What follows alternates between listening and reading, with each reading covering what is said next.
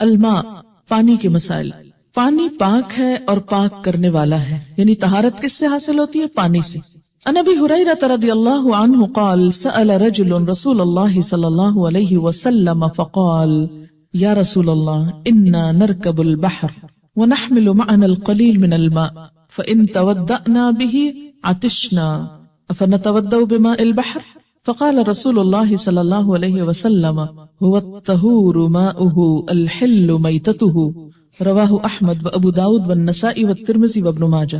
حضرت ابو ہریرہ رضی اللہ تعالی عنہ کہتے ہیں کہ ایک آدمی نے رسول اللہ صلی اللہ علیہ وسلم سے پوچھا، اے اللہ کے رسول صلی اللہ علیہ وسلم، ہم سمندر کا سفر کرتے ہیں تو تھوڑا سا پانی ساتھ لے جاتے ہیں، اگر اس سے وضو کر لیں تو پیاسے رہ جائیں، کیا ہم سمندر کے پانی سے وضو کر لیں؟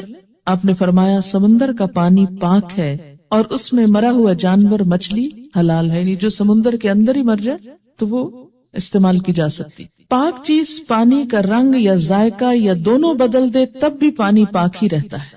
ان ام ہانی رضی اللہ عنہا قالت اغتسل رسول اللہ صلی اللہ علیہ وسلم هو ومیمونۃ رضی اللہ عنہا فی قصعۃ فیہا اثر العجین رواہ النسائی. حضرت ام ہانی رضی اللہ تعالی عنہا فرماتی کہ رسول اللہ صلی اللہ علیہ وسلم اور حضرت میمونہ نے ایک ٹب کے پانی سے غسل فرمایا، یعنی جیسے ایک بالٹی سے دونوں نے پانی لیا، پانی میں گندھے ہوئے آٹے کا اثر تھا، یعنی اس ٹب کو دھونے کے لیے اس میں شاید پہلے آٹا گوندھا گیا تھا، اس کو دھونے کے لیے اتنا پانی شاید نہ ہو کیونکہ عرب کے اندر خاص طور پہ پانی کم ہوتا. تو بعض اوقات یہ ہے کہ بہت باریکی سے اگر برتن نہیں دھویا گیا اور اس میں پانی پڑ گیا اور اس سے نہانے کی ضرورت پیش آئی تو انسان نہا سکتا ہے، لیکن یہ کس چیز کے اثر سے؟ پاک چیز، جیسے آٹا پاک ہے، یا جیسے لیمن ڈراپس ڈال دیتے ہیں آپ نہاتے وقت پانی میں، یا کوئی اور اینٹی سیپٹک چیز ڈال دیتے ہیں، ونیگر ڈال دیتے ہیں، تو ان چیزوں سے، یا بعض اوقات کوئی آئل ڈال دیتے ہیں، تو ایسی چیزیں پانی کو ناپاک نہیں کرتی جب تک وہ خود پاک ہے. اب اس سے کیا ہوتا ہے؟ پانی کی خوشبو بدل جاتی ہے، بعض اوقات رنگ بدل جاتا ہے، بعض اوقات ذائقہ بدل جاتا ہے، تو اس سے پانی ناپاک نہیں ہوتا، اس سے طہارت حاصل کی جا سکتی ہے. بلی کا جھوٹا پانی ناپاک نہیں ہوتا، یعنی اگر ٹب میں سے بلی پانی پی گئی تو اس سے آپ نہا سکتے ہیں. میاں بیوی دونوں بیک وقت ایک ہی برتن کے پانی سے وضو کر سکتے ہیں، یعنی مرد کے پانی میں ہاتھ ڈالنے سے پانی ناپاک نہیں ہوتا کہ بیوی اس پانی سے نہا نہیں سکتی، یا عورت کے پانی میں ہاتھ ڈالنے سے پانی ناپاک نہیں ہو جاتا کہ دوسرا نہیں نہا سکتا اس سے. ان عائشہ رضی اللہ عنہا قالت كنت اتودع انا ورسول اللہ صلی اللہ علیہ وسلم من اناء واحد قد اصابت منه الحرة قبل ذلك رواہ ابن ماجہ. حضرت عائشہ رضی اللہ تعالی عنہا فرماتی ہیں کہ میں اور رسول اللہ صلی اللہ علیہ وسلم ایک ہی برتن سے وضو کرتے، حالانکہ اس پانی سے بلی پی چکی ہوتی. اسے ابن ماجہ نے روایت کیا ہے. ان ابی قتادہ رضی اللہ عنہ ان رسول اللہ صلی اللہ علیہ وسلم قال فی الحرة انها لیست بنجس انما ہی من الطوافین علیکم والطوافات رواہ ابو داود والنسائی والترمذی وابن ماجہ. حضرت ابو قتادہ رضی اللہ تعالی عنہ سے روایت ہے کہ رسول اللہ صلی اللہ علیہ وسلم نے بلی کے بارے میں فرمایا کہ یہ ناپاک نہیں ہے بلکہ تمہارے پاس گھروں میں آتی جاتی رہتی ہے. اسے ابو داود، نسائی، ترمذی اور ابن ماجہ نے روایت کیا ہے. استعمال شدہ پانی میں نجاست نہ پڑی ہو تو پاک ہی رہتا ہے. نجاست کا کیا معنی ہے؟ کوئی ڈرٹ یا فلتھ وغیرہ. ان جابر بن عبد اللہ رضی اللہ عنہما قال جاء رسول اللہ صلی اللہ علیہ وسلم يعودنی وانا مريض لا اعقل فتودأ وصب علي من وضوئه فاقلت رواہ البخاری. حضرت جابر بن عبد اللہ رضی اللہ تعالی عنہما کہتے ہیں کہ میں بیماری کی وجہ سے بے ہوش تھا، بخار وغیرہ ہوگا شاید. رسول اللہ صلی اللہ علیہ وسلم میری بیمار پرسی کے لیے تشریف لائے، آپ نے وضو کیا اور وضو سے بچا ہوا پانی مجھ پر ڈال دیا. یعنی جیسے کسی اونچی جگہ پر بیٹھ کے وضو وغیرہ کرتے ہیں، ہاتھ دھوئے، بازو دھوئے، چہرہ دھویا، تو وہ جو پانی بچا وہ پانی صرف جسم کو ٹچ کرنے سے ناپاک نہیں ہو جاتا، اسی پانی کو آپ نے جابر کے اوپر ڈال دیا تو ان کو ہوش آ گیا. اسے بخاری نے روایت کیا ہے. پانی میں نجاست شامل ہو جائے تو پانی ناپاک ہو جاتا ہے. ان جابر رضی اللہ عنہ ان رسول اللہ صلی اللہ علیہ وسلم انہ نہا ان یبال فی الماء الراکد رواہ مسلم. حضرت جابر رضی اللہ تعالی عنہ سے روایت ہے کہ رسول اللہ صلی اللہ علیہ وسلم نے کھڑے پانی میں پیشاب کرنے سے منع فرمایا. کھڑا پانی سے مراد کیا ہے؟ جیسے کسی ٹب میں ہے، بالٹی میں ہے، یا کسی ایسی جگہ پر ہے جو بہ نہیں رہا، پونڈ ہے لیکن چھوٹا ہے. اسے مسلم نے روایت کیا ہے. آداب الخلا. خلا کا لفظی مطلب ہوتا ہے خالی ہونا. مراد اس سے یہ ہے کہ ایسا وقت جس میں انسان تنہا ہو اور اپنی ضرورت جو ایک فطری ضرورت ہے، کال آف نیچر ہے، اس کو پورا کرے۔ اسلام چونکہ ایک مکمل ضابطۂ حیات ہے، زندگی کے ہر معاملے میں انسان کو رہنمائی دیتا ہے، اس لیے ایسے معاملات میں بھی ایک مسلمان کو تعلیمات دی گئی ہیں۔ اسلام صرف انسان کی پبلک لائف یا لوگوں کے درمیان رہنے کے آداب ہی نہیں سکھاتا، بلکہ اس کے ساتھ ساتھ زندگی میں جو بھی کوئی ضروریات انسان کو پیش آ سکتی ہیں، ان سب کے بارے میں بہترین رہنمائی فراہم کرتا ہے۔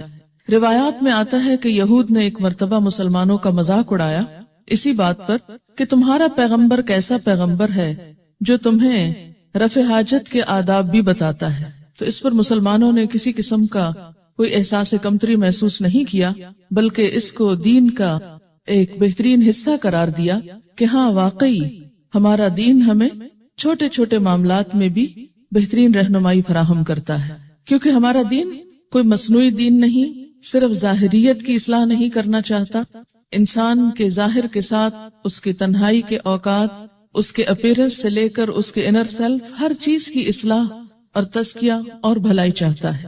اسی لیے یہ آداب ہمیں سکھائے گئے ہیں۔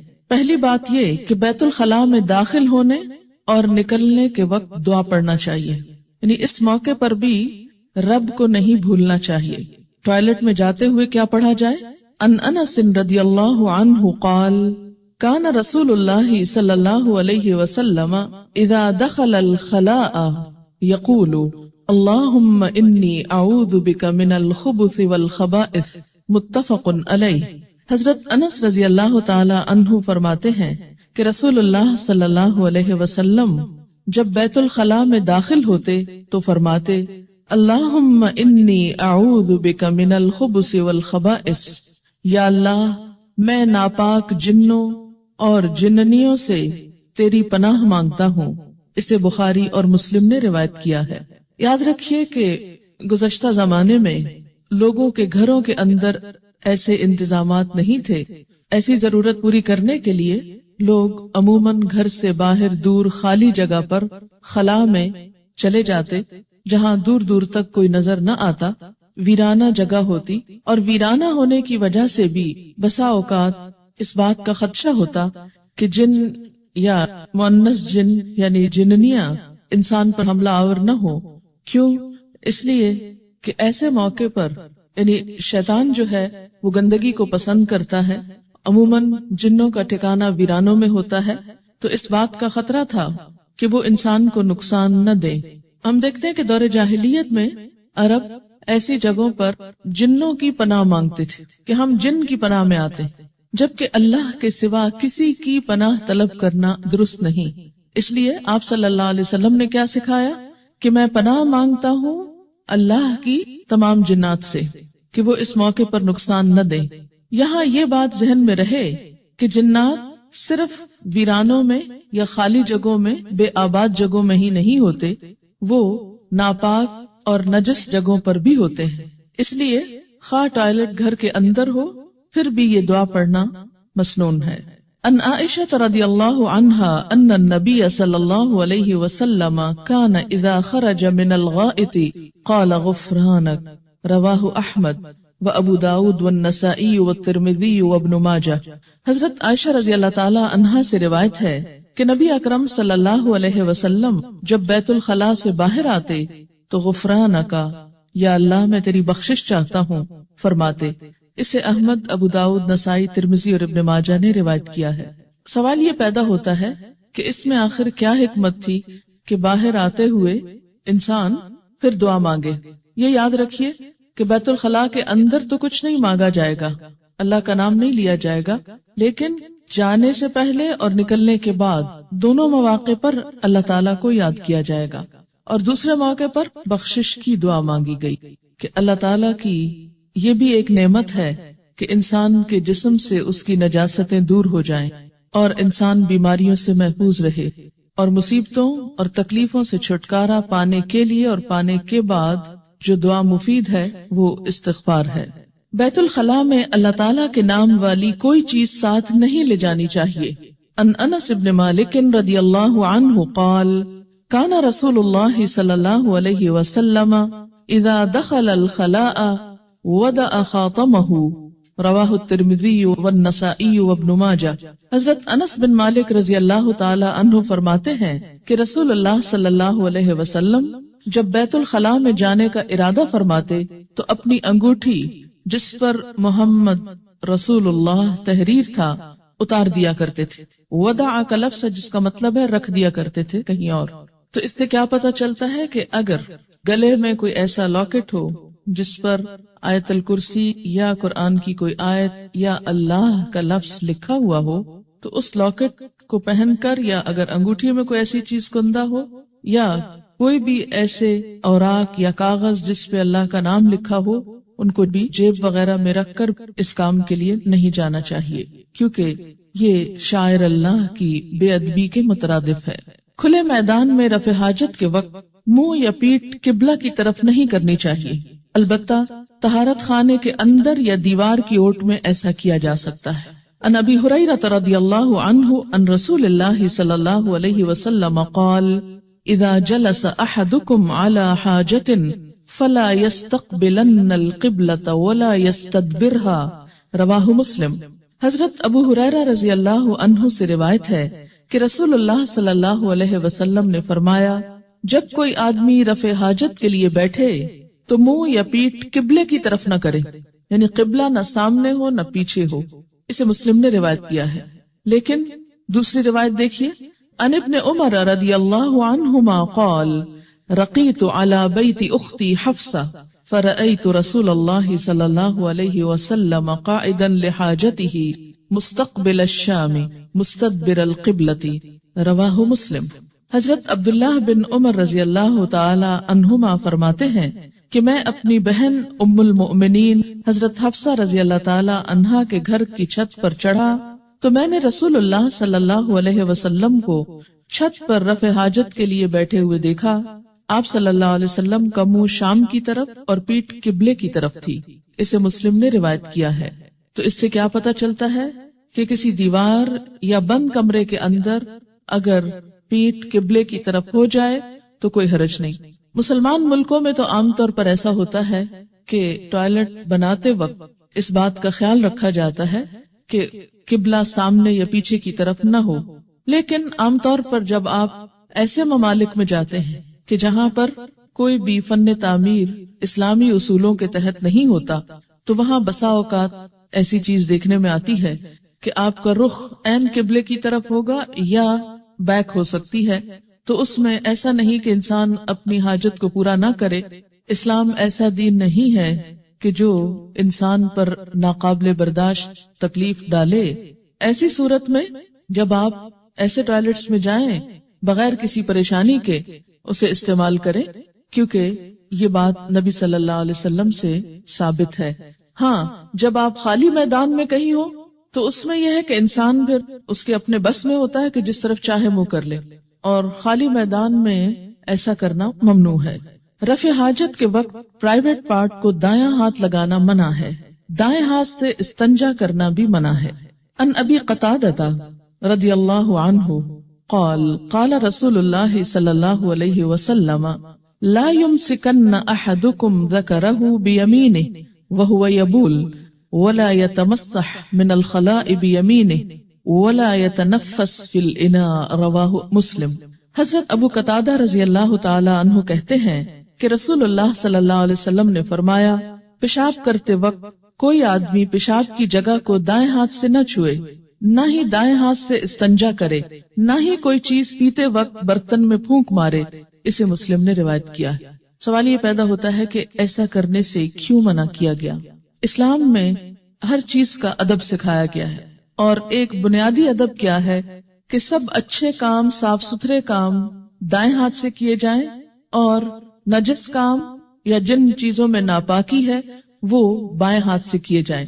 مثلا اگر آپ کو ناک صاف کرنا ہے تو بایاں ہاتھ استعمال کریں۔ استنجا کرنا ہے، اور استنجا کا مطلب کیا ہے کہ اپنے آپ کو واش کرنا ہے رفع حاجت کے بعد، تو بائیں ہاتھ سے نجاست دور کریں۔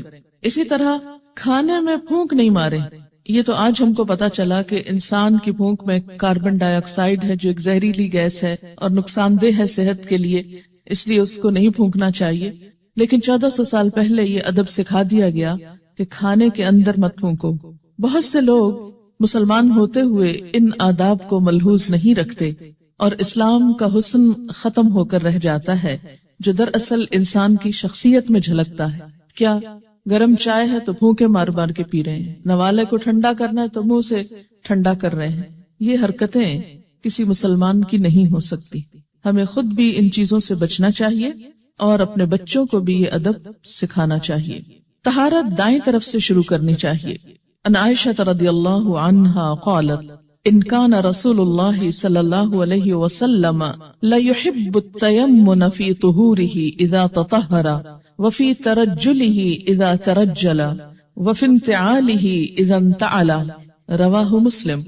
حضرت عائشہ رضی اللہ تعالی عنہا فرماتی ہیں کہ رسول اللہ صلی اللہ علیہ وسلم طہارت کرنے، کنگھا کرنے، جوتا پہننے میں دائیں طرف سے آغاز پسند فرمایا کرتے تھے. اسے مسلم نے روایت کیا ہے. کان رسول اللہ صلی اللہ علیہ وسلم لا يحب التيمن في طهوره اذا تطهر وفي ترجله اذا ترجل وفي انتعاله اذا انتعل. رواہ مسلم. طہارت کرنے میں جیسے ہاتھ دھو رہے ہیں تو پہلے دایاں ہاتھ، مثلاً آپ برش کر رہے ہیں تو پہلے دائیں طرف کے دانتوں کو صاف کیا جائے، کنگھی کر رہے ہیں تو پہلے دائیں طرف کے بال جو ہیں ان کو سیدھا کیا جائے. اسی طرح جوتا پہن رہے ہیں تو پہلے دایاں جوتا پہنا جائے. کرنے کو یہ چھوٹے چھوٹے کام ہیں لیکن یہی ایک مسلمان کی شناخت بن جاتے ہیں. راستے اور سائے کی جگہ میں رفع حاجت کرنا منع ہے. عن ابی ہریرہ رضی اللہ عنہ ان رسول اللہ صلی اللہ علیہ وسلم قال اتقوا اللاعنین قالوا وما اللاعنان یا رسول اللہ قال الذي يتخلى في طريق الناس او في ظلهم. رواہ مسلم. حضرت ابو ہریرہ رضی اللہ تعالی عنہ سے روایت ہے کہ رسول اللہ صلی اللہ علیہ وسلم نے فرمایا لوگو لعنت کے دو کاموں سے بچو. صحابہ کرام نے عرض کیا یا رسول اللہ صلی اللہ علیہ وسلم لعنت کے وہ دو کام کون سے ہیں؟ آپ نے فرمایا لوگوں کی گزرگاہ اور سایہ دار جگہ پر رفع حاجت کرنا. اسے مسلم نے روایت کیا ہے. اس کو لعنت کے کام کیوں کہا گیا؟ اس لیے کہ جب کوئی شخص ایسا اذیت دینے والا کام کرے گا تو لوگوں کی بد دعا لے گا، لوگوں کو ستائے گا اور ان کے دل کی آہ لے گا. اور ایسا شخص جو لوگوں کو ستانے اور تکلیف دینے کا سبب بنے خود اس پر پھر رحمت کہاں سے ہو سکتی؟ لعنت کا مطلب کیا ہے؟ رحمت سے محرومی. کبھی بھی کسی گزرگاہ میں، گزرنے کی جگہ پر اور سایہ دار جگہ پر جو لوگوں کے بیٹھنے، آرام کرنے یا سکون لینے کی ہو، یا اس کے علاوہ کوئی بھی اور جگہ جو دوسروں کے سامنے ہو، یعنی جہاں لوگوں کی نظر پڑتی. اگر اس چیز کو سامنے رکھ کر دیکھا جائے تو آپ دیکھیں کہ ہمارے ہاں جو گلیوں بازاروں میں لوگ بیٹھ کر سر عام ایسے کام کر رہے ہوتے ہیں وہ کس قدر ناپسندیدہ ہے. اس سے پتہ چلتا ہے کہ ہم کہنے کو تو مسلمان ہیں لیکن اسلامی اخلاق و آداب سے دور دور کا واسطہ نہیں، اس لیے کہ سکھائی نہیں گئی. ایسی باتیں تو ویسے ہی کوئی نہیں کرتا کہ یہ شرم و حیا کی باتیں. راستوں پہ بیٹھنا تو شاید حیا ہے اور اس سے منع کرنا شرم و حیا کے خلاف ہے، کیونکہ سب ویلیوز پلٹ گئی. جس چیز کو حیا کہا جانا چاہیے تھا وہاں حیا کا نام نہیں.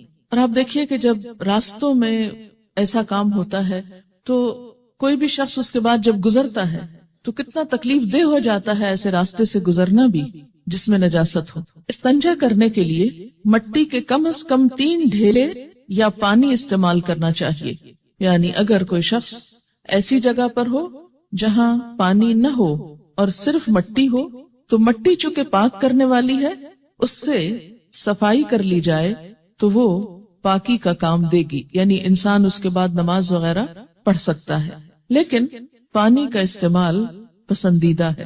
قرآن پاک میں خاص طور پر اہل قباء کی جو تعریف کی گئی وہ اسی وجہ سے تھی کہ وہ اپنی طہارت میں پانی استعمال کرتے تھے. لیکن اگر مٹی استعمال کی جائے تو صرف ایک دفعہ پونچھنا کافی نہیں، مٹی کے ڈھیلے سے اس کے لیے 3 دفعہ ضروری ہے تاکہ نجاست کا کوئی اثر باقی نہ رہے. گوبر اور ہڈی سے استنجا کرنا منع ہے. عن انس رضی اللہ عنہ قال كان رسول اللہ صلی اللہ علیہ وسلم يدخل الخلاء فاحمل انا وغلام نحوی اداوة من ماء وعنزة فيستنجي بالماء متفق علیہ۔ حضرت انس رضی اللہ تعالی عنہ فرماتے ہیں کہ رسول اللہ صلی اللہ علیہ وسلم جب قضاء حاجت کے لیے تشریف لے جاتے تو میں اور میری عمر کا ایک دوسرا لڑکا پانی کا لوٹا اور برچھی اٹھا کر آپ کے ساتھ جاتے۔ رسول اللہ صلی اللہ علیہ وسلم رفع حاجت کے بعد پانی سے طہارت حاصل کرتے۔ اسے بخاری اور مسلم نے روایت کیا ہے۔ یہاں سے 3 چیزیں پتہ چلتی ہیں۔ نمبر 1 یہ کہ آپ جب تشریف لے جاتے تو بچے آپ کی خدمت کے لیے جاتے۔ اس سے کیا پتہ چلتا ہے کہ بڑوں کی خدمت، خواہ وہ والدین ہوں، نانا نانی ہوں، دادا دادی ہوں، یا کوئی اور بزرگ ہوں یا استاد ہوں، ایسا کرنا بھی سنت سے ثابت ہے۔ اس سے بچوں کی ٹریننگ بھی ہوتی ہے اور ایک تعلق ڈیولپ ہوتا ہے۔ کسی کی خدمت کرنے سے انسان دعائیں لیتا ہے، اس کی محبت حاصل ہوتی ہے اور انسانوں کے درمیان وہ جو انس کی کیفیت ہے وہ بڑھتی ہے۔ دوسری صورت کیا ہے کہ بچے والدین کو شکل نہ دکھائیں اور ان کا کوئی کام کر کے نہ دیں۔ اس سے دونوں کے درمیان تعلقات اچھے نہیں ہو سکتے۔ اس لیے ماں ہونے کی حیثیت سے آپ کا فرض ہے کہ اپنے بچوں کو خاص طور پر گھر میں اگر کوئی بزرگ ہو، دادا دادی وغیرہ ہو یا کوئی بھی بڑا ہو، خواہ آپ کا ان سے اختلاف ہی کیوں نہ ہو، لیکن اپنے بچوں کی خیرخواہی کے لیے بچوں سے وقتاً فوقتاً ان کی خدمت کے کام کروائیں تاکہ وہ ان کی دعائیں لیں اور ان میں خدمت کی عادت ہو۔ دوسری بات یہ کہ برچھی اٹھا کر ساتھ جاتے تھے۔ یہ کس کام کے لیے؟ آپ کو معلوم ہے کہ انسان اگر کسی ایسی زمین پر بیٹھتا ہے جو بالکل فلیٹ ہوتی ہے یا سخت ہوتی ہے تو اس سے کیا ہوتا ہے؟ چھینٹے اڑتے ہیں۔ تو برچھی جو ہے اس سے وہ ایریا نرم کیا جا سکتا ہے۔ یہ بات ہو رہی ہے جیسے کسی جنگل میں یا کسی باہر کے علاقے میں رفع حاجت کے لیے جانے کے وقت، تو اس سے کیا ہے کہ اگر اس کی نوک زمین پر کچھ مار دی جائے تو وہ ایریا نرم ہو جائے گا۔ دوسرا یہ ہے کہ بعد میں بھی کچھ اور مٹی اٹھا کر اس نجاست کو ڈھکا جا سکتا ہے۔ اس سے یہ مت سمجھے کہ یہ کام وہ بچے کرتے تھے، یہ کام آپ خود کرتے تھے، لیکن صرف لے جانے کی حد تک وہ بچے ساتھ جاتے لے کر۔ برچھی کے 3 مقاصد ہو سکتے ہیں: طہارت کے لیے زمین کھودنا، جانوروں سے بچنے کے لیے، کیونکہ جو لوگ جنگل میں جاتے تھے وہاں پر بسا اوقات سانپ بچھو وغیرہ کا ڈر بھی ہوتا تھا، بسا اوقات اور کسی جانور کا بھی، تو اس سے حفاظت کے لیے بھی استعمال ہوتی۔ اسی طرح پردے کے لیے، یعنی زمین میں گاڑ کے اوپر کپڑا وغیرہ کھڑا کر دیا جاتا۔ ان سلمان رضی اللہ عنہ قال قیل له قد علمکم نبیکم صلی اللہ علیہ وسلم کل شیء حتی الخراءۃ قال فقال اجل لقد نهانا ان نستقبل القبلة لغائط او بول او ان نستنجی بالیمین او ان نستنجی باقل من 3 احجار او ان نستنجی برجیع او بعزم، رواہ مسلم۔ حضرت سلمان فارسی رضی اللہ تعالی عنہ سے کہا گیا از راہ تمسخر، مذاق اڑاتے ہوئے، تمہارے نبی صلی اللہ علیہ وسلم نے تمہیں ہر چیز کی تعلیم دی ہے، حتیٰ کہ پیشاب پخانہ کی بھی۔ یعنی یہ مذاق اڑایا جا رہا تھا کچھ لوگوں کی طرف سے مسلمانوں کا کہ یہ کیسا دین ہے، اس میں اتنی گندی باتیں کی جاتی۔ حضرت سلمان فارسی رضی اللہ تعالی عنہ نے کہا، ہاں، رسول اللہ صلی اللہ علیہ وسلم نے ہمیں رفع حاجت کرتے وقت قبلے کی طرف منہ کرنے سے منع فرمایا، استنجا کرتے وقت دایاں ہاتھ استعمال کرنے سے منع فرمایا، 3 پتھروں سے کم میں استنجا کرنے سے منع فرمایا، نیز گوبر اور ہڈی کے ساتھ استنجا کرنے سے منع فرمایا۔ اسے مسلم نے روایت کیا۔ یعنی بجائے شرمانے کے اور جھجکنے کے اور جھینپنے کے اور شرمندہ ہونے کے، کیا ہے؟ اس تعلیم کو واضح کر دیا جائے کہ ہاں، ہم ایسے مواقع پر بھی نہایت ادب والے لوگ ہیں، بہت سے ایٹیکیٹس جانتے ہیں۔ نماز سے قبل بیت الخلاء سے فارغ ہونا ضروری ہے۔ رفع حاجت کے وقت نماز کھڑی ہو جائے تو پہلے اطمینان سے رفع حاجت سے فارغ ہونا چاہیے۔ یعنی یہ بھی ادب کے خلاف ہے کہ انسان کو ضرورت کہیں اور جانے کی ہے اور وہ جائے نماز پہ کھڑا ہو جائے اور سارا دھیان اس کا کسی اور طرف ہی رہے۔ اس سے نماز میں خشوع و خضوع نہیں آ سکتا۔ ان عبداللہ ابن ارقم قال قال رسول اللہ صلی اللہ علیہ وسلم اذا اراد احدکم الغائط وَأُقِيمَتِ الصَّلَاةُ فَلْيَبْدَأْ بِهِ، رواہ ابن ماجہ۔ حضرت عبداللہ بن ارقم رضی اللہ تعالی عنہ کہتے ہیں کہ رسول اللہ صلی اللہ علیہ وسلم نے فرمایا جب کوئی شخص بیت الخلاء میں آنے کا ارادہ کرے اور ادھر نماز کھڑی ہو جائے تو اسے پہلے بیت الخلاء سے فارغ ہو جانا چاہیے. اسے ابن ماجہ نے روایت کیا ہے. رفع حاجت کے لیے پردے کا اہتمام ضروری ہے. ان انس رضی اللہ عنہ قال كان النبي صلی اللہ علیہ وسلم اذا اراد الحاجة لم يرفع ثوبه حتى يدنو من الارض رواہ الترمذی و ابو داود والدارمی. حضرت انس رضی اللہ تعالی عنہ فرماتے ہیں کہ نبی اکرم صلی اللہ علیہ وسلم رفع حاجت کے لیے بیٹھنے لگتے تو زمین کے قریب پہنچ کر کپڑا اٹھاتے، یعنی بیٹھنے کے قریب اپنے آپ سے کپڑا اٹھاتے، کھڑے ہو کر نہیں، تاکہ بے پردگی نہ ہو. اسے ترمذی، ابو داؤد اور دارمی نے روایت کیا ہے. ان جابر رضی اللہ عنہ قال كان النبي صلی اللہ علیہ وسلم اذا اراد البراز انطلق حتى لا يراه احد رواہ ابو داؤد. حضرت جابر رضی اللہ تعالی عنہ فرماتے ہیں کہ نبی اکرم صلی اللہ علیہ وسلم جب رفع حاجت کا ارادہ فرماتے تو بستی سے اتنے دور نکل جاتے کہ کوئی بھی آپ کو دیکھ نہ پاتا. اسے ابو داؤد نے روایت کیا ہے. ایسے موقع پر تنہائی اور کسی کے سامنے نہ ہونا یہ بھی مہذب ہونے کی علامت ہے. آج کی بہت سی مہذب قومیں اس سے خالی ہیں، اس تہذیب سے، اس سلیقے سے. یونیورسٹی میں میری ایک کلیگ تھی، وہ چائنا گئی چھٹیوں میں، سمر میں واپس آئی تو میں نے ان سے پوچھا کہ کیسا رہا، تو انہوں نے بتایا کہ باقی تو سب ٹھیک تھا لیکن ایک چیز کی بہت تکلیف تھی، اور وہ یہ کہ سفر کے دوران بعض جگہ پر ایسے پبلک ٹوائلٹس میں جانے کا اتفاق ہوا کہ جہاں پردے کا پوری طرح اہتمام نہیں تھا، اور اس چیز کی بے حد تکلیف ہوتی تھی کیونکہ ان کے ہاں اس قسم کی شرم و حیا کا خاص تصور ہی نہیں تھا. لیکن اسلام ایسے مواقع پر یہ ادب سکھاتا ہے کہ انسان دوسروں کے سامنے نہ ہو. اور اس میں ایک حکمت، ایک بات تو شرم و حیا کی ہے ہی، لیکن دوسری حکمت کیا ہے کہ اس سے دوسروں کو اذیت بھی ہوتی ہے، تو دوسروں کو اذیت سے بچایا جائے. مٹی کے 3 ڈھیلوں سے استنجا کرنے کے بعد پانی استعمال کرنا ضروری نہیں. ان عائشہ رضی اللہ عنہا قالت قال رسول اللہ صلی اللہ علیہ وسلم اذا ذهب احدكم الى الغائط فليذهب معه ب3 احجار يستطيب بهن فانها تجزئ عنه رواہ احمد و ابو داود والنسائی والدارمی. حضرت عائشہ رضی اللہ تعالی عنہا کہتی ہیں کہ رسول اللہ صلی اللہ علیہ وسلم نے فرمایا جب رفع حاجت کے لیے جاؤ تو مٹی کے 3 ڈھیلے ساتھ لے جاؤ، پانی کی بجائے یہی کافی ہیں.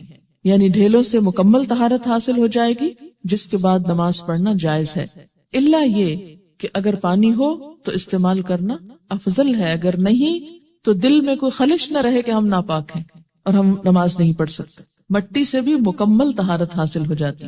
استنجا اور وضو کے لیے الگ الگ برتن استعمال کرنے چاہیے، یعنی وضو کا لوٹا الگ ہو، استنجے کا لوٹا الگ ہو. اور اس کی وجہ کیا ہے؟ بنیادی طور پر کہ ہو سکتا ہے کہ استنجے کا لوٹا کسی وجہ سے نجس ہو گیا ہو، اور اگر اسی میں پانی ڈال کر کلی کر رہے ہیں، ناک میں پانی ڈال رہے ہیں، ہاتھ منہ دھو رہے ہیں، تو ہو سکتا ہے کہ نجاست کا کوئی حصہ جسم کے اندر چلا جائے اور وہ صحت کے لیے بھی نقصان دہ ہو، یا پھر یہ کہ اس سے مکمل طہارت حاصل نہ ہو. استنجا کرنے کے بعد ہاتھ پاک کرنے کے لیے کلمہ شہادت پڑھنا سنت سے ثابت نہیں. عن ابی ہریرہ رضی اللہ عنہ قال كان النبی صلی اللہ علیہ وسلم اذا اتى الخلاء اتيته بماء في تورة او ركوة فاستنجى ثم مسح يده على الارض ثم اتيته باناء آخر فتودأ رواہ ابو داود. حضرت ابو ہریرہ رضی اللہ تعالی عنہ فرماتے ہیں کہ نبی اکرم صلی اللہ علیہ وسلم جب بیت الخلاء کے لیے تشریف لاتے تو میں آپ کو پانی کا لوٹا یا چمڑے کی چھاگل لا کر دیتا. آپ صلی اللہ علیہ وسلم استنجا کرتے اور مٹی پر ہاتھ مل کر صاف کرتے، پھر میں آپ کو دوسرے برتن میں پانی دیتا تو آپ وضو فرماتے. اسے ابو داؤد نے روایت کیا ہے. اس سے بھی کیا پتہ چلتا ہے کہ ایک تو وضو اور استنجے کا برتن الگ الگ، دوسرے اگر صابن میسر نہ ہو، بعض اوقات آپ ایسی جگہ پر ہوتے ہیں کہ جہاں صابن نہیں ہوتا، تو ایسے موقع پر بھی انسان کو ہاتھ صاف کرنے چاہیے، اور اس کے لیے مٹی بہترین جراثیم کش ہے. مٹی کے ساتھ ہاتھ رگڑ کر، جیسے برتنوں کے اوپر بسا اوقات لوگ راکھ اور مٹی وغیرہ مل کے ان کو صاف کرتے ہیں، اسی طرح ہاتھوں کے اوپر بھی مٹی مل کے ان کو دھویا جا سکتا ہے. رفع حاجت کے دوران بات کرنا منع ہے۔ ان ابن عمر رضی اللہ عنہما ان رجلا مر ورسول اللہ صلی اللہ علیہ وسلم یبول فسلم فلم يرد علیہ، رواہ مسلم۔ حضرت عبداللہ بن عمر رضی اللہ تعالی عنہما سے روایت ہے کہ رسول اللہ صلی اللہ علیہ وسلم پیشاب کر رہے تھے، ایک آدمی کا ادھر سے گزر ہوا، اس نے آپ کو سلام کیا لیکن آپ نے اس کا جواب نہیں دیا، اسے مسلم نے روایت کیا ہے۔ رفع حاجت کرنے کے بعد استنجا کرنے سے طہارت حاصل ہو جاتی ہے، وضو کرنا ضروری نہیں، یعنی کر لیا جائے تو اچھا ہے، لیکن اگر کوئی وضو نہیں کر سکتا تو صرف استنجا بھی کافی ہے۔ ان ابن عباس رضی اللہ عنہما یقول كنا عند النبي صلی اللہ علیہ وسلم فجاء من الغائط وأتي بطعام فقيل له ألا تتوضأ قال لما للصلاة، رواہ مسلم۔ حضرت عبداللہ بن عباس رضی اللہ تعالی عنہما فرماتے ہیں کہ ہم نبی اکرم صلی اللہ علیہ وسلم کے پاس تھے، آپ رفع حاجت کے بعد تشریف لائے تو کھانا لایا گیا، عرض کیا گیا آپ کھانے سے پہلے وضو نہیں فرمائیں گے؟ آپ نے ارشاد فرمایا کیا نماز پڑھنا ہے کہ وضو کروں؟ اسے مسلم نے روایت کیا ہے، اور اس سے کتنی آسانی ہو گئی، ورنہ اگر استنجا کے بعد وضو بھی لازم ہوتا تو لوگ کتنی مشقت میں پڑ جاتے۔ رفع حاجت سے طہارت حاصل کرنے کے بعد ہاتھوں کو مٹی یا صابن وغیرہ سے اچھی طرح صاف کرنا چاہیے۔ ان میمونۃ رضی اللہ عنہا ان النبی صلی اللہ علیہ وسلم اغتسل من الجنابۃ فغسل فرجہ بیدہ ثم دلک بها الحائط ثم غسلها ثم توضأ وضوءہ للصلاۃ، رواہ البخاری۔ حضرت میمونہ رضی اللہ عنہا ام المومنین سے روایت ہے کہ نبی اکرم صلی اللہ علیہ وسلم نے غسل جنابت شروع کیا تو پہلے اپنے بائیں ہاتھ سے شرمگاہ کو دھویا، پھر وہ ہاتھ دیوار پر رگڑا، کس لیے؟ کیونکہ دیوار مٹی سے لیپی ہوئی تھی، اور مٹی سے رگڑ کر جیسے صابن سے رگڑتے ہیں، پھر اسے پانی سے دھویا، پھر نماز کے وضو کی طرح کا وضو کیا، اسے بخاری نے روایت کیا ہے۔ کھڑے ہو کر پیشاب کرنا منع ہے، البتہ بیماری یا تکلیف کے باعث کھڑے ہو کر پیشاب کرنے کی رخصت ہے۔ ان عائشہ رضی اللہ عنہا قالت من حدثکم ان رسول اللہ صلی اللہ علیہ وسلم بال قائما فلا تصدقوه ما كان يبول الا جالسا، رواہ احمد والنسائی والترمذی وابن ماجہ۔ حضرت عائشہ رضی اللہ تعالی عنہا فرماتی ہے کہ جو شخص یہ کہے کہ رسول اللہ صلی اللہ علیہ وسلم کھڑے ہو کر پیشاب کرتے تھے، اس کی تصدیق مت کرو، کیونکہ آپ صلی اللہ علیہ وسلم ہمیشہ بیٹھ کر پیشاب کرتے تھے، اسے احمد، نسائی، ترمذی، ابن ماجہ نے روایت کیا۔ ان حذیفہ قال رأیتنی انا والنبی صلی اللہ علیہ وسلم نتماشى فأتى صباطة قوم خلف حائط فقام كما يقوم احدكم فبال فانتبذت منه فأشار إلي فجئته فقمت ان اقبه حتى فرغ، رواہ البخاری۔ حضرت حذیفہ رضی اللہ تعالی عنہ فرماتے ہیں کہ میں اور نبی اکرم صلی اللہ علیہ وسلم جا رہے تھے کہ ہمارا گزر کسی قوم کے کوڑے کرکٹ کے ڈھیر پر ہوا، تو نبی صلی اللہ علیہ وسلم ایک دیوار کے پیچھے کھڑے ہوئے اور پیشاب کیا، میں آپ سے الگ ہو گیا تو آپ نے اشارے سے مجھے اپنے پاس بلایا تاکہ پردہ ہو جائے، یعنی قریب کھڑا کیا، چنانچہ میں آپ صلی اللہ علیہ وسلم کے پیچھے کھڑا ہو گیا حتیٰ کہ آپ پیشاب سے فارغ ہو گئے، اسے بخاری نے روایت کیا ہے۔ کھڑے ہو کر پیشاب کرنے کے بارے میں آپ نے منع تو فرمایا، لیکن آپ کا اپنا عمل اس کے خلاف کیوں تھا؟ نعوذ باللہ آپ کے قول و فعل میں تضاد نہ تھا، اس کی ایک وجہ تھی، اور وجہ کیا کہی گئی کہ آپ کے پاؤں میں زخم تھا جس کی وجہ سے آپ کے لیے بیٹھنا ممکن نہ تھا، یا بیٹھنے کی وہ جگہ مناسب نہ تھی، اس لیے بوجہ مجبوری آپ کھڑے ہوئے۔ اس سے کیا پتہ چلتا ہے کہ دین کے اصولوں میں رخصت بھی ہے اور رعایت بھی ہے۔ بیماری، بڑھاپا یا سردی کے باعث برتن میں پیشاب کرنا درست ہے، جیسے بوڑھے لوگوں کو بیڈ پر ہی اگر پیشاب کرانا مقصود ہو تو اس میں حرج نہیں۔ ان امیمۃ بنت رقیقۃ رضی اللہ عنہا قالت کان للنبی صلی اللہ علیہ وسلم قدح من عیدان تحت سریرہ یبول فیہ باللیل، رواہ ابو داود والنسائی۔ حضرت امیمہ بنت رقیقہ رضی اللہ عنہما فرماتی ہیں کہ رسول اللہ صلی اللہ علیہ وسلم کی چارپائی کے نیچے ایک لکڑی کا پیالہ رکھا رہتا جس میں آپ صلی اللہ علیہ وسلم رات کے وقت پیشاب کیا کرتے تھے، یعنی دور جنگل میں نہیں جاتے یا گھر سے باہر نہیں جاتے۔ اس سے یہ بھی پتہ چلتا ہے کہ بیڈ روم کے ساتھ ہی اگر ٹوائلٹ ہو تو اس میں بھی حرج نہیں ہے، کوئی غلط بات نہیں ہے، کیونکہ اگر آپ کے بیڈ کے نیچے ایسا برتن تھا تو بیڈ کے ساتھ ہی ایسی جگہ کا ہونا کوئی باعث عار نہیں ہے۔ سوال یہ ہے ٹوائلٹ کے اندر اللہ کے نام کو نہیں لے جانا چاہیے، کوئی لکھی ہوئی چیز کو، تو جو لوگ وہاں پر اخبار اور رسالے پڑھتے ہیں ان کے بارے میں کیا خیال ہے؟ ایسا نہیں کرنا چاہیے اور یہ علم کی بے حرمتی ہے۔ نجاست والی جگہیں ایسی ہیں کہ جن سے جلد از جلد فارغ ہو جانا چاہیے، کیونکہ یہ سب چیزیں بھی عادت سے متعلق ہیں۔ آپ جس طرح اپنے آپ کو ٹرین کریں گے، بلکہ بچپن سے جس طرح آپ بچوں کو ٹرین کریں گے، اسی طرح بڑے ہو کر وہ عادتیں پختہ ہو جاتی ہیں۔ تو ایسی عادات کو بدلنا چاہیے۔ وہاں نہ ذکر کیا جاتا ہے، نہ ہی کچھ پڑھا جا سکتا ہے، اور نہ ہی وہاں کتابیں وغیرہ اس طرح رکھنی چاہیے، کیونکہ نجس جگہ ہے یہ۔ ان کا سوال ہے اگر کوئی بچہ بچپن سے لیفٹ ہینڈڈ ہو تو اس کے بارے میں کیا حکم ہے؟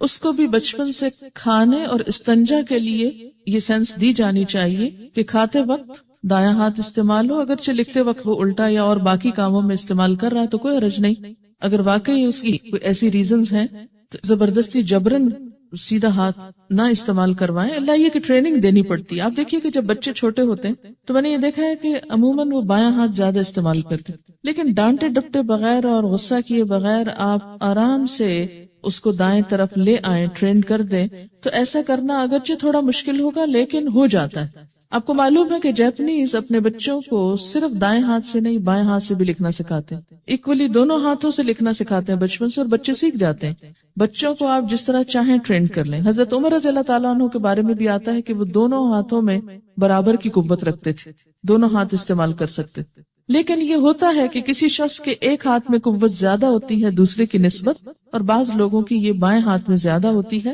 پھر بسا اوقات والدین کی غفلت سے وہ چیز روٹین یا عادت میں شامل ہو جاتی ہے۔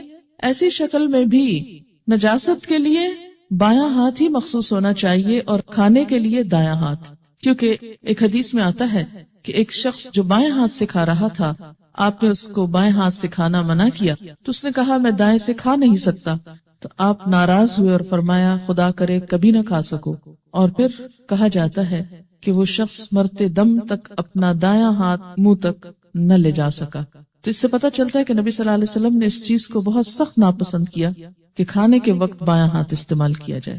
یہ جو ٹوائلٹس ہیں یا نجس جگہ ہیں، یہ شیطان کی آماج گاہیں بھی ہوتی ہیں، اور اس کے علاوہ ناپسندیدہ جگہ بھی ہیں۔ ایسی جگہوں پر بلا ضرورت بہت دیر بیٹھے رہنا یہ درست نہیں ہے، کیونکہ جادوگر عموماً نجس چیزوں کا استعمال کرتے ہیں جادو میں، اور جنات کا حملہ بھی یہیں پر ہوتا ہے۔ انگزائٹی وغیرہ کے امراض پیدا ہو سکتے ہیں، اس لیے وہاں بیٹھ کر کوئی بھی اور کام کرنا، صرف پڑھنا نہیں بلکہ کچھ اور کرنے بیٹھ جانا، یہ بھی درست نہیں۔ جتنا جلدی انسان فارغ ہو اور باہر نکلے، اس سے دوسرے بھی اذیت سے بچتے ہیں۔ بسا اوقات ایک گھر میں بہت ٹوائلٹ نہیں ہوتے، ایک شخص گیا اور اس کو عادت ہے آدھا گھنٹہ لگانے کی اور دوسرا باہر تکلیف اٹھا رہا ہے، تو کس قدر ناپسندیدہ بات ہے۔ ہسبینڈ اینڈ وائف میں بعض اوقات صرف کلیشز اس بات پر ہو جاتے ہیں کہ ایک جو ہے وہ بہت زیادہ ٹائم اس میں استعمال کرتا ہے اور دوسروں کو بلا وجہ اذیت میں مبتلا کرتا ہے۔ تو اس میں یہ ہے کہ جتنا جلدی انسان ان چیزوں سے فارغ ہو تو بہتر ہے۔ دیکھیں کہ مسلم شاور ہو تو ہاتھ سے استنجا کرنا ضروری ہے یا نہیں؟ صرف شاور سے کیسے استنجا ہو سکتا ہے؟ نجاست کو محسوس کرنا اور پھر اس کو صاف کرنا اور اس کا اطمینان کرنا کہ جسم پر کوئی نجاست باقی نہیں رہی، یہ ضروری ہے۔ اگر بیڈ کے نیچے ہی پیالہ رکھا گیا تو طہارت کیسے ہوگی؟ اس میں یہ ہے کہ طہارت کے 2 طریقے ہیں، مٹی کے ڈھیلے بھی اور پانی بھی۔ تو ہو سکتا ہے کہ پانی استعمال کرتے ہو تھوڑا سا، یا یہ کہ مٹی کے ڈھیلے بھی پاس رکھے ہوئے ہوں۔ آج کے دور میں جیسے ٹیشو پیپر وغیرہ استعمال کیا جا سکتا ہے۔ اذان کے وقت بیت الخلاء میں جا سکتے ہیں؟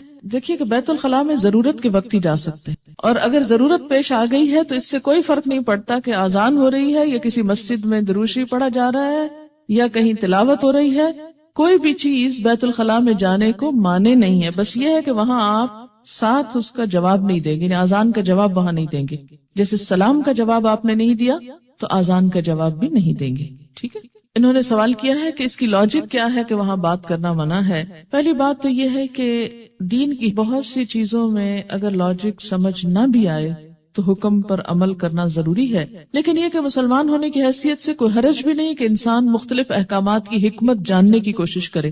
آپ دیکھیے کہ سلام کا جواب دینا منع، اذان کا جواب دینا منع، کوئی پڑھنے کی چیز لے جانا منع، یہ سب چیزیں کیا بتاتی ہیں کہ صرف کام سے جاؤ اور کام کے بعد واپس آؤ اور وہاں گھر بنا کے مت بیٹھ جاؤ۔ ہاں، مومن پاکیزگی کو پسند کرتا ہے، گندی جگہوں سے اس کو کوئی دلچسپی نہیں ہوتی۔ اذا مروا باللغو مروا کراما۔ ہم واش روم کے اندر ہی وضو بھی کرتے ہیں، تو کیا وضو شروع کرتے وقت بسم اللہ اور دیگر دعائیں پڑھ سکتے ہیں؟ منہ ہلائے بغیر دل کے اندر ہی دعا پڑھ لیں۔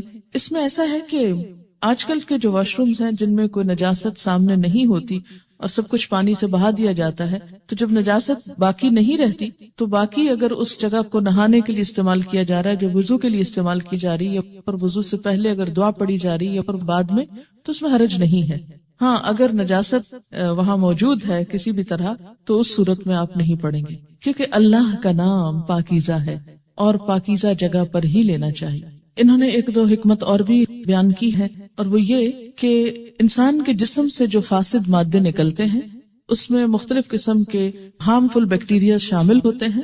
اگر انسان ایسی جگہوں پر بہت دیر بیٹھا رہتا ہے تو اس بات کا احتمال ہے کہ ہوا کے ساتھ وہ بیکٹیریا اور وائرسز شامل ہو کر دوبارہ انسان کی ناک کے راستے انسان کے جسم میں جائیں اور اس کو تکلیف دیں۔ دوسرا یہ کہ پیشاب کے اندر ایسڈ بھی ہوتا ہے، اور وہ جب جسم کو بہت دیر تک لگا رہتا ہے اور اس کو دھویا نہیں جاتا تو وہ بھی بیماری اور تکلیف کا سبب بنتا ہے۔ تو اس لیے کیا حکم ہے کہ ایسی اذیتوں سے، نجاستوں سے فارغ ہو کر اپنے آپ کو پاک کرو، صاف کرو اور فوراً وہاں سے ہٹ جاؤ۔ پھر آپ دیکھیے کہ مسلمان کو زیادہ دیر تک تنہائی میں بھی ننگے بیٹھنے سے منع کیا گیا ہے۔ واش رومز میں الماریاں اور ڈریسنگ کا سامان بھی ہوتا ہے، بچے بھی جاتے ہیں، ان کو تیار کرتے وقت باتیں بھی ہو جاتی ہیں، تو کیا یہ غلط ہے؟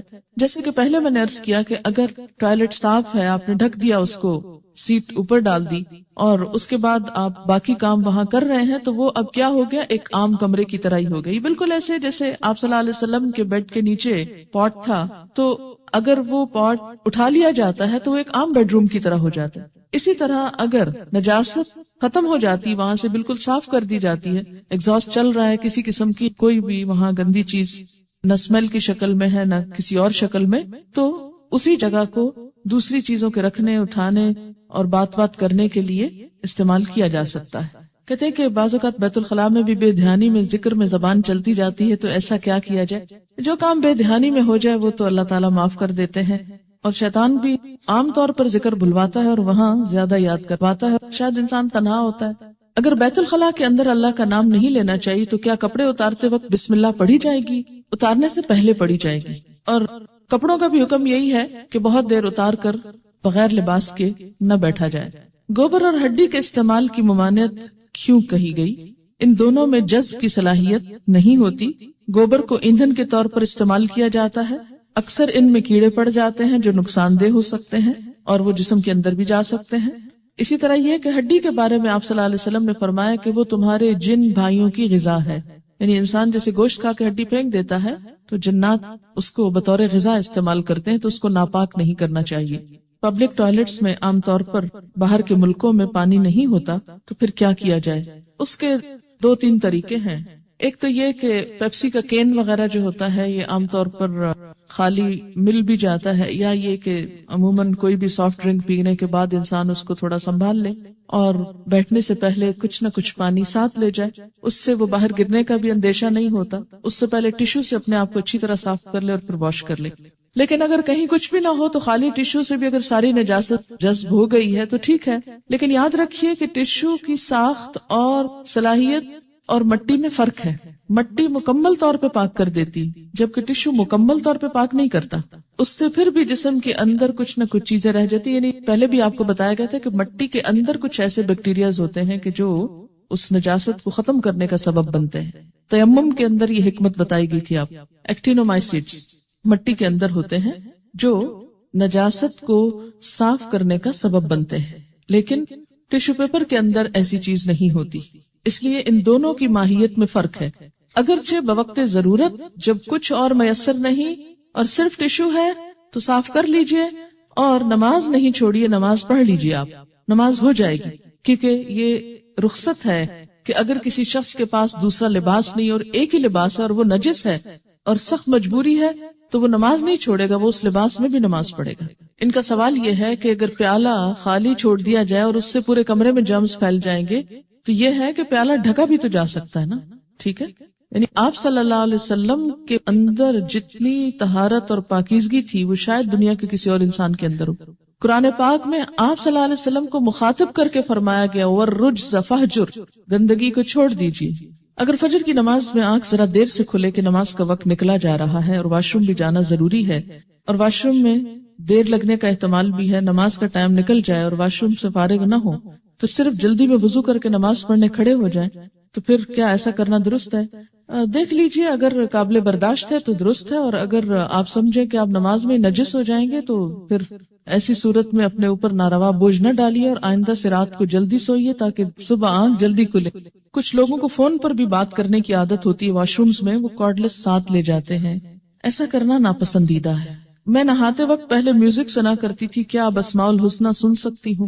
نہیں، کچھ بھی نہیں سنے گی آپ، بس اپنا کام ختم کریں گی اور جلدی باہر آئیں گی۔ کموڈ کے استعمال میں کوئی حرج نہیں ہے، کہیں ایسا منع نہیں کیا گیا، یہ ہے کہ صرف نجاست سے بچنا ضروری ہے، خواہ کموڈ ہو یا دوسرا WC ہو۔ گلے میں خانہ کعبہ کا لاکٹ پہن کر جایا جا سکتا ہے۔ آپ کو پتا ہے کہ خانہ کعبہ بھی شاعر اللہ میں سے ہے نا، اس کا احترام بھی ضروری ہے، تو ایسے لاکٹ صرف زینت کے مواقع پر پہنی اور باقی اوقات میں اتار دیجیے۔ رفع حاجت کے لیے پردے کا اہتمام ضروری ہے، اس کی دو حکمتیں ہو سکتی ہیں، ایک تو حیا کا تقاضا، دوسرے